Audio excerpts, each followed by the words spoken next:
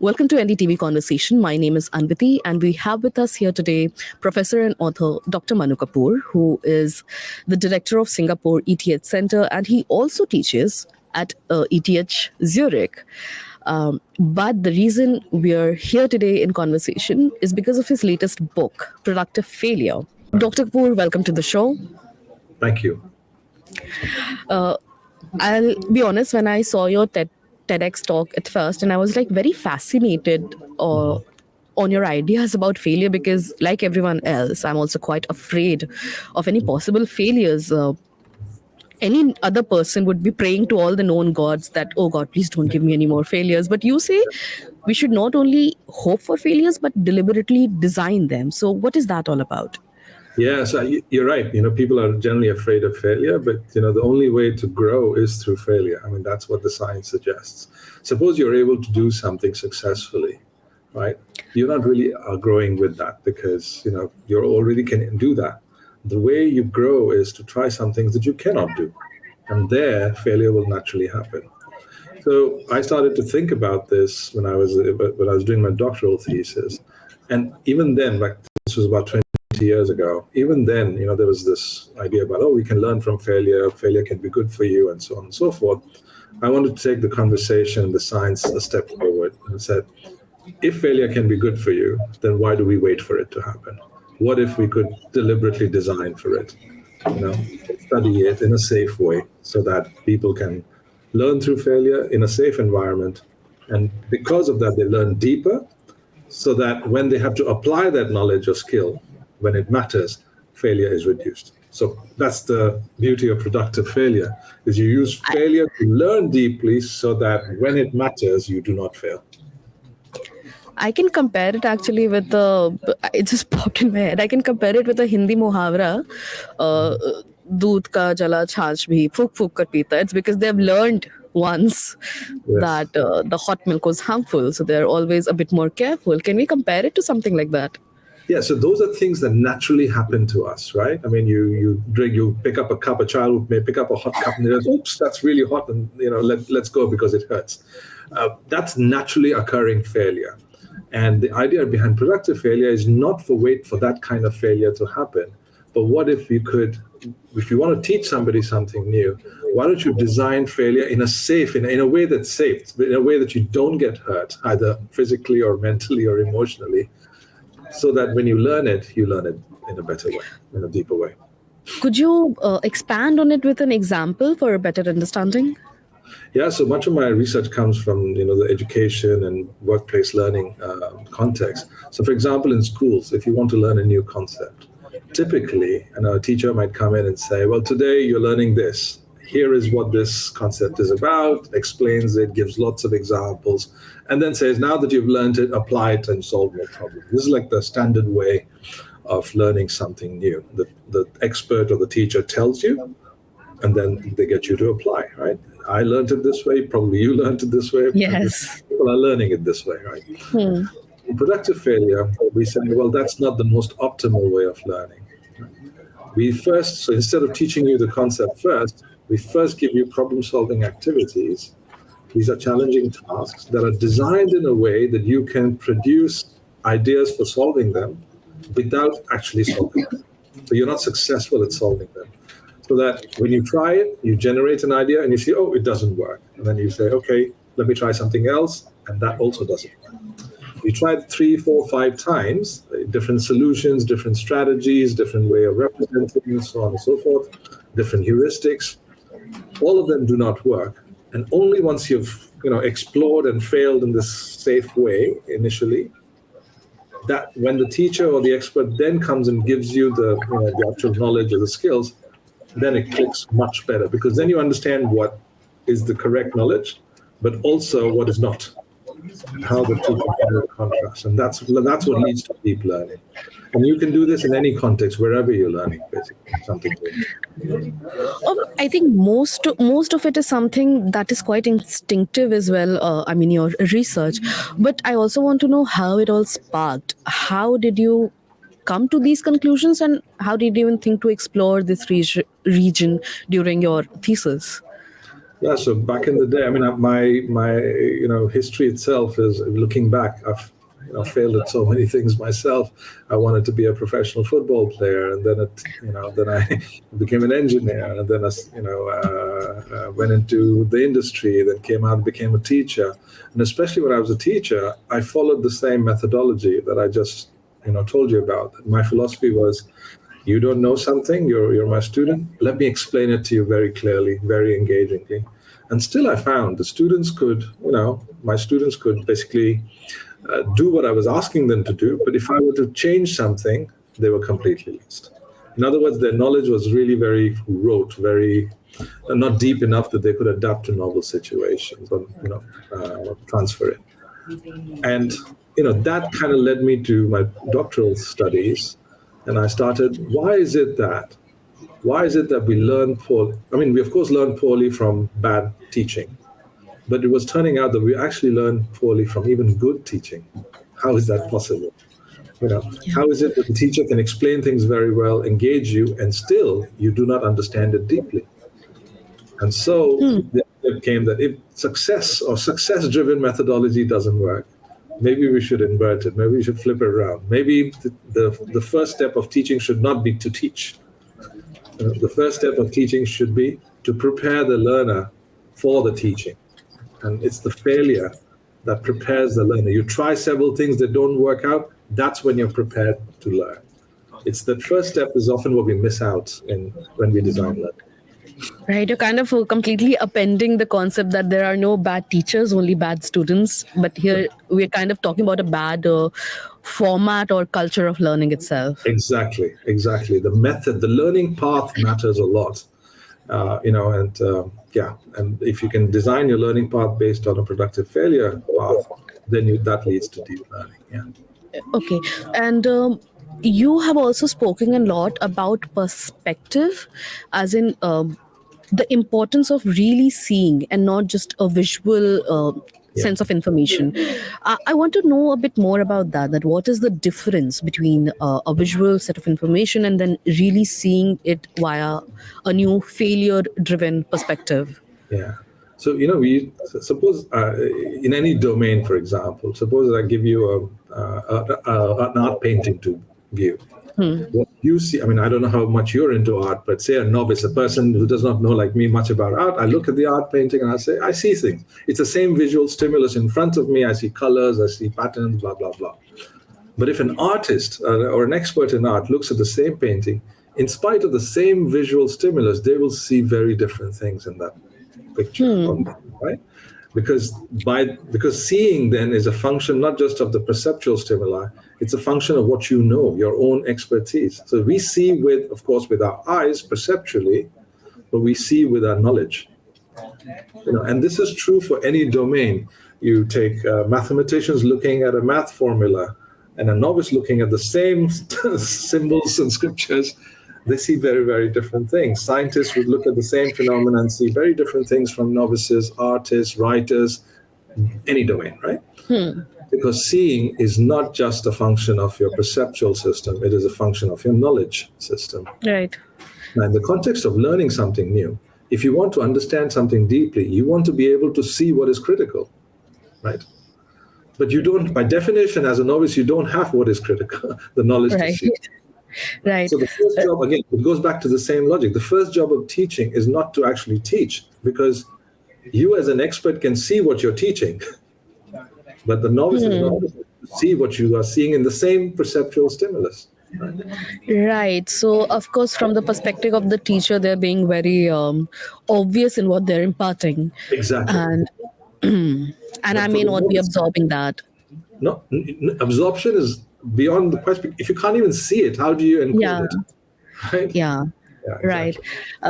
Since we spoke of mathematics and since you're a teacher and you have an engineering background, I feel very embarrassed telling you this, that I have failed maths not once but twice in my life. One was in school when I was maybe in the 6th or 7th standard. And second was in my bachelor's. I was doing almost an engineering course. It was biotechnology.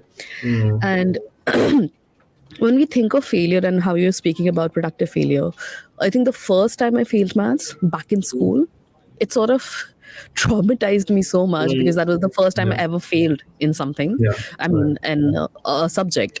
Mm. And that traumatized me so much that I could never even think about maths without having a sort of a panic attack. So I Right. wonder if this approach was known then, Mm. how that failure should not have molded me towards a life where I could never look at a maths book again. Yeah.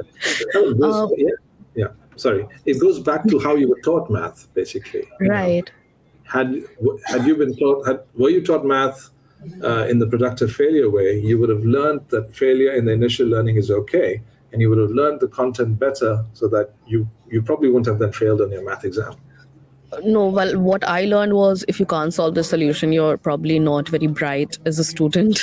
Yeah. So Yeah. that kind of like always had this sense of fear. As I mentioned right at the beginning, we have such a sense of fear of failure. So, and it is very inherent in humans. So, Exactly. how do you propose that we go down a path of learning with the productive failure concept in mind? How So can we mold our brains to that? yeah, I think you mentioned the word is inherent. I would actually say what is inherent is our ability to work with failure. Because if you look at how we are as children, how a child learns everything pretty much in the first 7 8 years from learning how to sit up and walk, to make sense of the environment, to learning a new language altogether, to make meaning. It's all through productive failure. It never stops. If a child gets up and falls back, it doesn't stop them. Or if they use language in the wrong way, it doesn't stop them from trying and trying again. So actually, the failure-based mechanism for learning is built into us. What Right. happens to us is the socialization that happens afterwards. Okay. That socializes us into thinking that failure is bad. The steep learning curve of early childhood is entirely built on failure, but the socialization after that is almost entirely against failure. And that's the problem. We have it in Right. us. The question now is, can we shift the culture? Can we shift the mindset back to how we can perhaps all be like, when you're learning something new, we can all be like children. And perhaps our social surrounds and our cultures could give us the same flexibility, the same safety, the same support as though we are children learning new things. Right. That would be amazing. That's the mindset shift. So when Right. we carry out productive failure, for example, in the schools, we are very explicit with either the students or the adults or whoever it's learning, right? We're very explicit. Look, we're going to start you off with a challenging task. You know, you don't have the knowledge to solve that yet, but you have enough knowledge and experience and to creatively explore ideas or approach solving that problem. We don't expect you to get to the correct solution, but we do expect that you'll put in the effort to generate ideas. And that's all we want. It's very explicit, right? And Right. then the norms are set so that people can then try it. And even if they fail, it doesn't bother them because they know the learning is going to happen after. Right. So, what you're suggesting through your book and also all of your studies is a cultural shift more than a methodological shift in the process of learning. Is that Well, about it? exactly. The methodology would not work if the cultural shift is not concomitantly designed for. So part of designing for productive failure is, of course, you learn how to design the method, the tasks, and the method, but also you need to design the culture of your classroom or your organization or wherever the learning is taking place to reset the norms and say, well, we are learning something new. It is Right. challenging. Expect failure. We will support you. Learning will happen later. Let's go. And I think Right. then people are adaptable because then you've created a psychologically safe environment. I think that is Right. something we not do enough. Yeah.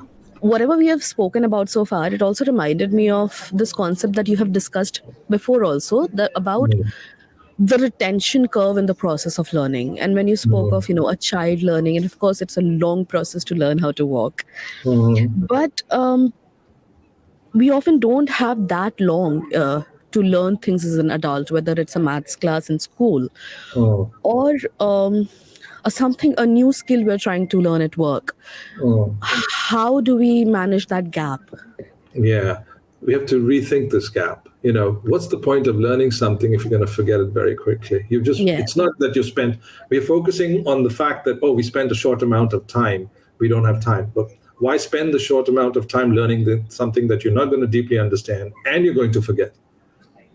So that's, to me, it's not a comparison. For me, it's better to spend a little bit more time, but to learn it in a way that is deeper and you do not forget. So the output that you get by investing a little bit more time is many times more than the time that you spend in learning something that you forget. But then that again also is quite a revolutionary concept for most schooling, college, Yeah. and other areas of learning, because we have a set pattern globally and we all Yeah. follow that very strictly. Do you think such a change is possible eventually, not immediately? Oh, there are schools and school systems in the world that are already doing this.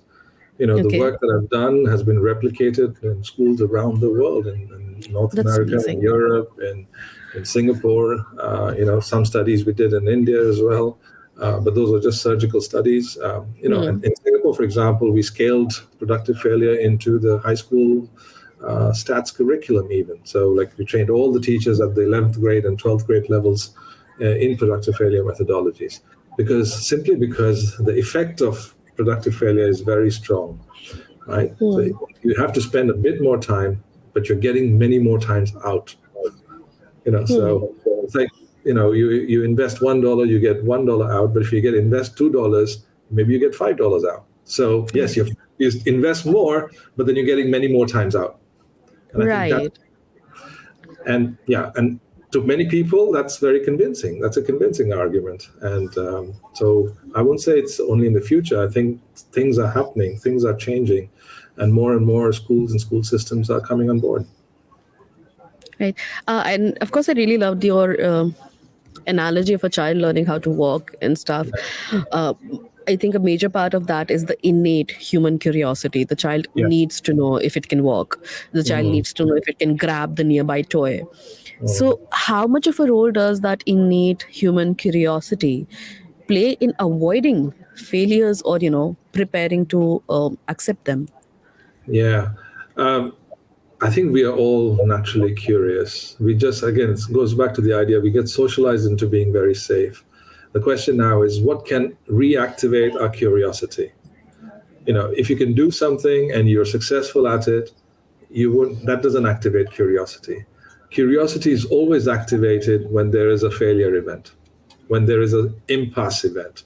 If I tell you something, or if there's a counterintuitive event, it's like something that doesn't fit with what you were thinking, that's like a failed mismatch, right? It's a failed match, or something that's consistent with your beliefs, or something that you could not do with the knowledge and skills you have. There's always has to be that impasse or a failed event. That's when you really get curious. And what productive failure does really is, it uses failure in the initial learning to get you curious.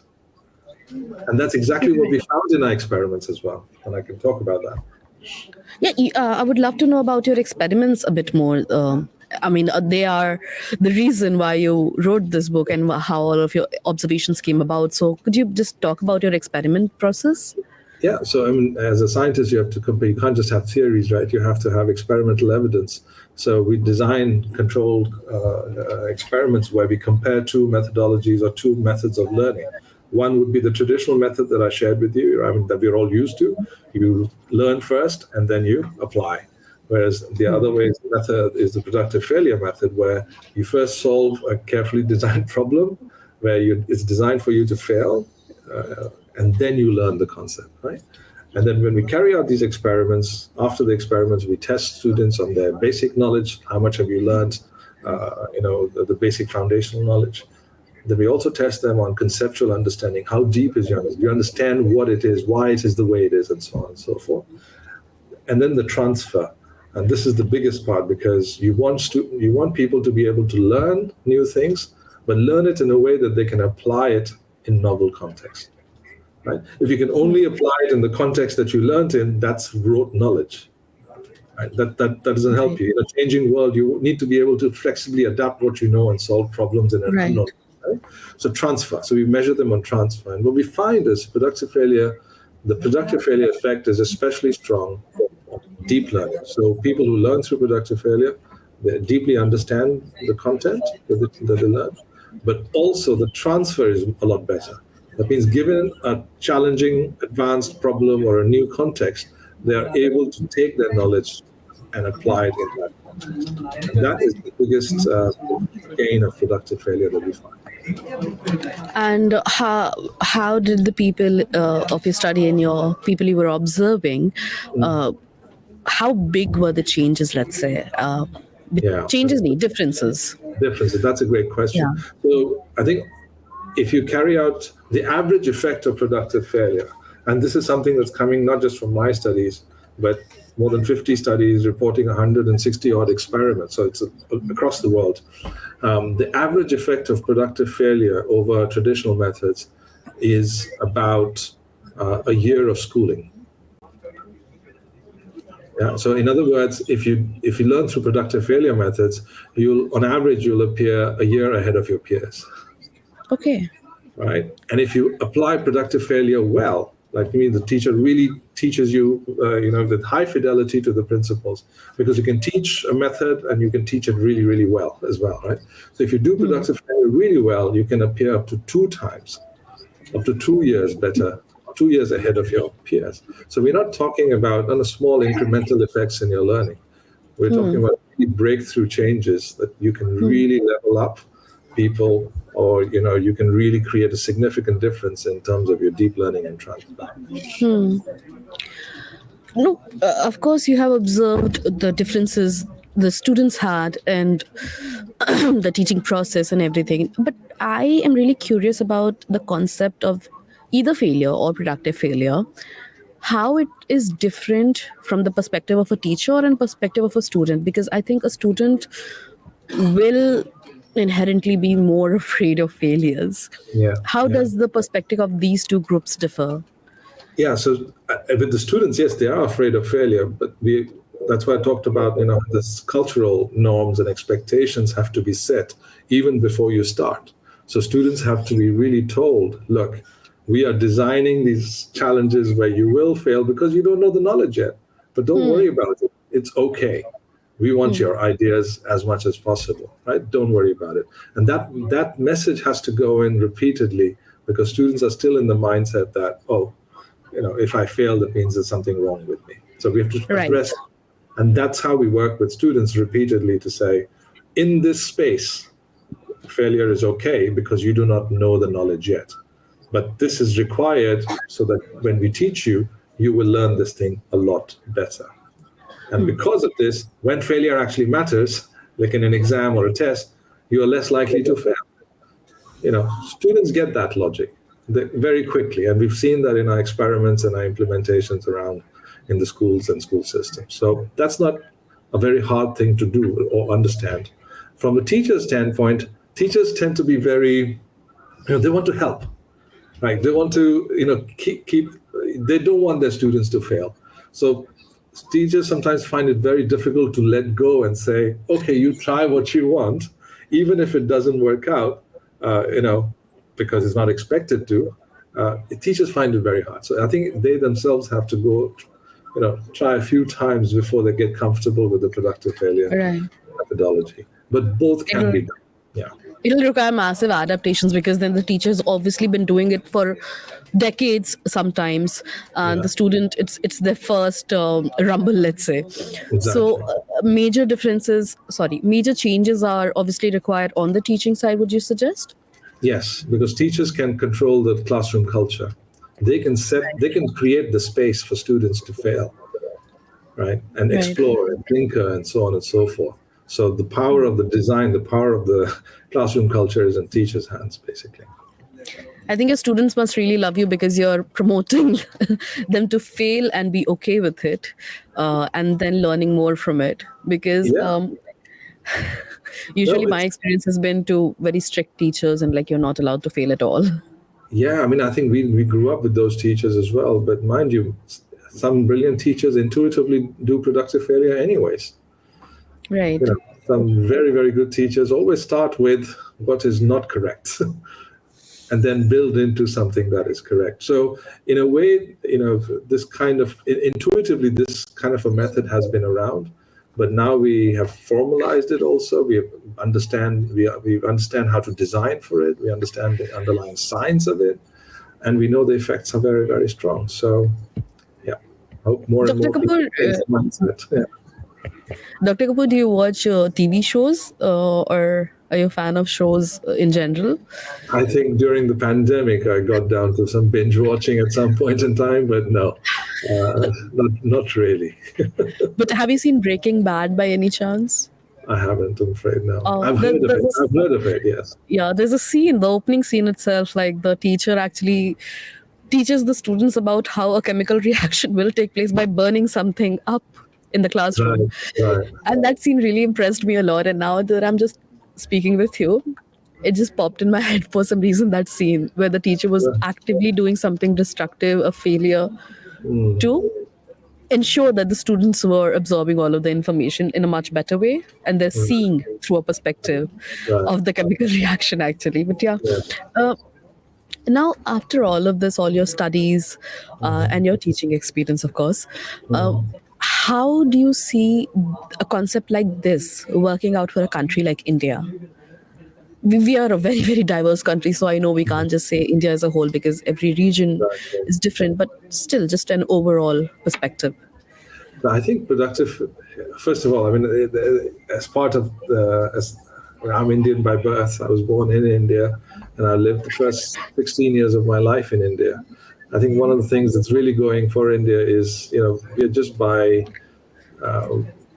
we develop what you call jugaad. We're very good at improvisation, right? We are very adaptable, very flexible, and I would say we're not even that afraid of failure because we're just used to a level of complexity and uncertainty in terms of how things are around us, right? Our environment itself is perturbed so many times. It's not like a stable environment in some other country. So we're very used to adapting. And I think that's a capability that I see as a real positive in India. If we can match that capability with the right design and the mindset of productive failure, we can really do wonders in India. Whereas this capability does not naturally exist in other parts of the world. And how can it work for people in workplaces? I mean, we spoke a lot about students, Yeah. and I think they have a little more room for failures Yeah. and give it more time. But if you're an already employed person, you already are living through a very rushed day, Yeah. you're working, commuting. How do we ensure that we have space for the productive failure learning process? Yeah. Look, the space I can't give you. I don't have a solution to. I mean, if you want to learn something new, you have to find the space. I mean, I can't solve the course. space and time problem Of for you. course. So I have to Of assume course that you not want that. to learn something, right? But usually, I advise companies when you think about this is be very clear when you're designing portfolios as for your employees or for your teams or for the organization as a whole, to make a very clear distinction between learning tasks and performance tasks. So performance tasks are the regular KPIs, the deliverables that you just have to deliver. In these tasks, you have to deliver success, right? You have to do them and do them well. Now, there's also learning tasks. Here, these are designed for the growth of your employees, for the growth of your teams, so that people build capabilities from within to learn new things, new knowledge, new skill sets, constantly upskilling, and so on and so forth. These are the learning tasks. And here you have to give them space for productive failure. So productive failure Right. doesn't mean you're doing everything using productive failure. Yes, you have your core performance, keep at it. But also have designed a portfolio of learning and growth. And there you use productive failure. And different companies, different teams, different people would have different ratios of learning versus performance tasks. Right. That is a very sound differentiation, and I think gives more clarity on just keep on learning and keep on performing. We need to strike a balance between the two. Exactly. Because if you Right. fully swing towards performance, you will soon be obsolete because the system has changed, the circumstances have Right. changed. You needed to have learned new things and skills, but you were so focused on just using what you have. Yeah, you can run with it for a while, but then you suddenly find yourself problematic. And this is not just at the individual level, but also as an organization level. So the learning is really the investment for the future. Performance is the investment for the here and now. right? It's also Right. what they call the exploration exploitation sort of trade-off. So every person has to have a trade-off. Every organization has to have this trade-off. Sorry, Dr. You, Kapoor, what is the exploration exploitation? so the idea is that because of your expertise, you need to exploit that expertise and do things so that you can have a good life, you can make a living, blah blah blah. Yeah. Right? But if you only do that, you will be obsolete. You Yeah. also have to have an exploration function where you try new contexts, new ideas, new skills, new knowledge, right? But if you only do that, you have nothing to to drive on. Right. So again, the balance. So everybody needs that. Okay, I'm going to be 20% 1 day a week in the learning mode or exploration mode, 80% in the exploitation mode, and in different parts of our lives, we are in different. This ratio changes, right? Right. Just that we just need to be more explicit about thinking about these things, both personally and also in our professional lives. So, Dr. Kapoor, we have spoken a lot about what productive failure is, how it works, but Yeah. do we know why it works? So thank you for asking the question. It's a question of the science behind it, the mechanisms behind it. And there are four kind of big umbrella mechanisms that I talk about. I call them the four A's, right?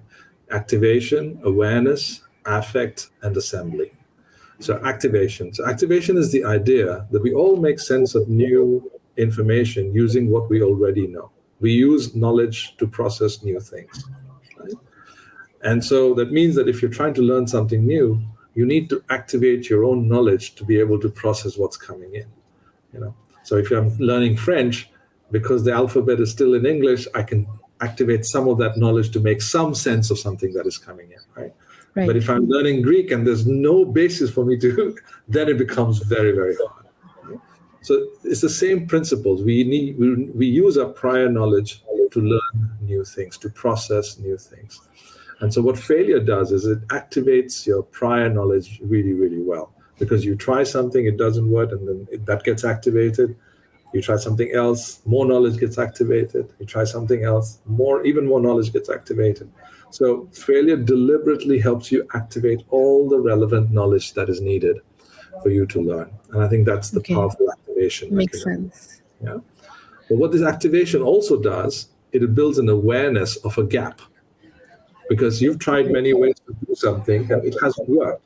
So you understand, oh, this is the limit of what I can do, but there's also a gap between what I can and what I need to be able to do, right? And that gap is the awareness that there is a gap is an important mechanism for learning as well. Because when you have awareness of a gap, what do you want to do? You want to bridge that gap, right? Because I tried, it didn't work. There's a gap. I want to know what that other method is or other ways of solving the problem is. That happens, yes. Right? So you want to bridge that gap because your engagement level is higher, you pay more attention. I tried it this way, now I want to know what exactly is the way to do it. So I want to bridge that gap. So because you've tried and failed, your emotive charge is very high, if you think about it. You're really set up for the emotions are charged up as well in a Right. safe way. So your encoding is a lot stronger. If you think back of the things that you really remember and understand, chances are the emotive charge in those situations would be quite high. Yeah, actually, yes. So failure then generates, it's a way of generating in a safe way that emotive charge so that while you're bridging the gap, you're in that zone. So if your knowledge has been activated, you're aware of the gap, and you have a positive affect state, where you want to bridge the gap and you have the right emotive charge. If at that point, an expert or a mentor or a teacher comes and assembles it all for you, explains the things to you, that's what makes the whole thing productive failure. Activation, awareness, affect, and then assembly. And that's the package. That's why productive failure works the way it does. When you're speaking about it, it seems like it's such an intuitive human thing, these concepts. Yeah, But somehow we lose them throughout our lives through socialization because exactly. uh, we go through stages of very strict forms of learning. Yes. How do we bring this instinct back? That's a great question. I think first and foremost, people themselves need to like conversations like these and the science behind it. It pushes the conversation. It pushes the idea, and it pushes a new way of thinking about learning. I think that's the first step. If this conversation and other conversations that are happening, or the book itself, gets people to think about, like some of the things you've showed me, oh, this is a completely new perspective.